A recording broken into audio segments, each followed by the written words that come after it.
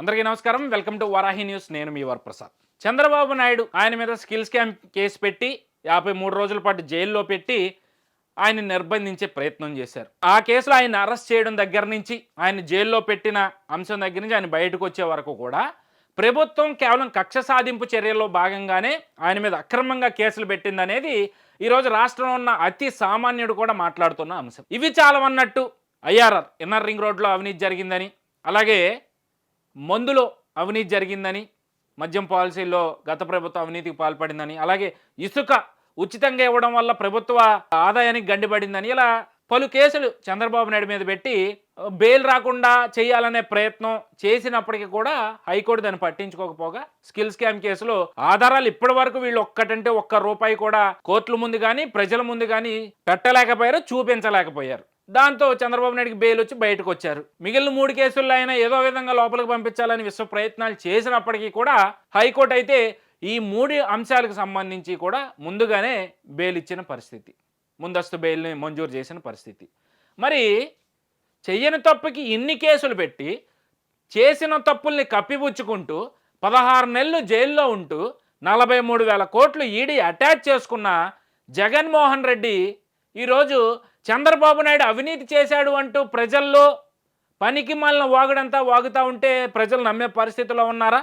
ఒక అవినీతి పరుడు మరొక వ్యక్తి మీద అవినీతి ఆరోపణలు చేస్తే రాష్ట్ర ప్రజలు నమ్మేంత పనికిమాలిన స్థితిలో ఉన్నారా? ఈరోజు జగన్మోహన్ రెడ్డి కానీ ఆయన బ్యాచ్ కానీ ఒకటే మర్చిపోయారు.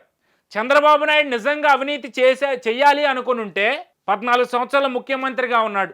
వీటన్నిటికన్నా ముఖ్యంగా దాదాపు 45 ఏళ్ల రాజకీయ చరిత్ర కలిగిన వాడు. ఎప్పుడో చేసి ఉండొచ్చు కదా. 370 కోట్లు అన్నారు, అది 27 కోట్లు అని చెప్పి పార్టీ ఫండ్స్ అని చెప్పి క్లియర్గా తెలిసిన తర్వాత దాని గురించి మాట్లాడడమే మానేశారు. కనీసం రూట్ మ్యాప్ కూడా సిద్ధం కానీ, భూసేకరణ కూడా ఏదైతే తీసుకొని, అలాగే కనీసం ఫండ్స్ కూడా కేటాయించని ఇన్నర్ రింగ్ రోడ్లో అమరావతిలో అవినీతి జరిగిందని కేసు పెట్టారు. మద్యంలో అక్రమమైన మద్యాన్ని అత్యంత గత పక్క రాష్ట్రాల్లో కన్నా కూడా ఇక్కడ రేట్లు ఎక్కువ పెంచి మీరు పనికిమాలిన పాలసీని, మద్యం పాలసీని తీసుకొచ్చి గత ప్రభుత్వం మీద పెట్టారు. ప్రజలకు ఉచితంగా ఇసుకిస్తే ప్రభుత్వ ఆదాయానికి గండిపడింది అంటా ఉన్నా. మరి ఈరోజు నువ్వు ఇస్తున్నాయన్నీ ఉచితాలేగా, మరి నీ మీద ఎన్ని కేసులు పెట్టాలి జగన్మోహన్ రెడ్డి? అంటే ఇక్కడ ఏమీ లేదండి. వీళ్ళని ఎవరన్నా ప్రశ్నిస్తే ఈవెన్ అది చంద్రబాబు నాయుడు అయినా లేదంటే నరేంద్ర మోదీ అయినా వీళ్ళ మీద కేసులు పెట్టాలి, జగన్మోహన్ రెడ్డిని ఎవరూ ప్రశ్నించకూడదు. ఈరోజు పక్క రాష్ట్రంలో ఇలాంటి అహంకారపూరితమైన పరిపాలన, కేసీఆర్ అభివృద్ధి చేయలేదని ఎవరూ అనరు. ఇక్కడ కేసీఆర్కున్న అహంకారమే ఆయన ఈరోజు ఓడించి ఆయన ఫామ్ హౌస్లో కూర్చునేలా చేసింది అనేది ఈరోజు ప్రతి ఒక్కరు చర్చించుకుంటా ఉన్నారు. ఈరోజు జగన్మోహన్ రెడ్డి విషయానికి వచ్చేసరికి దానికి పూర్తి విరుద్ధం.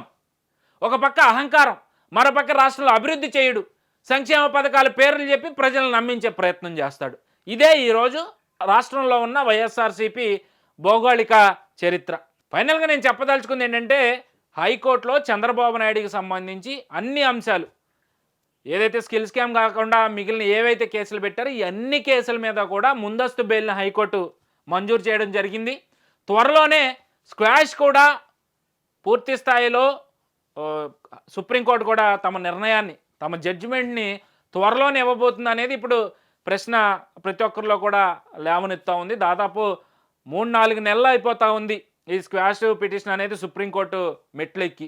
వాదనలు అయిపోయినాయి, జడ్జిమెంట్ మాత్రం హోల్డ్లో పెట్టింది.